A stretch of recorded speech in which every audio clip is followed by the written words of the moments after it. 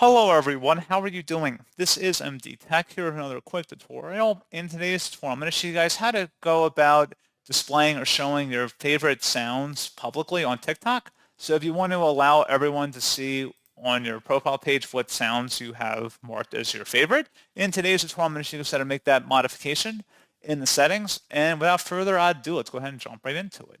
So all you have to do is open up your TikTok profile here. If you're unfamiliar with how to get to your profile page, just select the profile button at the bottom right, and then select the hamburger icon at the top right. Left click on that, and select Settings and Privacy. And now underneath Account, select the Privacy button, and then underneath Interactions, you want to scroll down to Favorite Sounds. Go ahead and select that. If you want to make that public, just click inside the oval one time to toggle it to the right. If you want to turn it off, toggle it to the left. Pretty straightforward process on that, guys. And that's all you have to do. So as always, thank you guys for watching this brief tutorial. I do hope I was able to help you out, and I do look forward to catching you all in the next tutorial. Goodbye.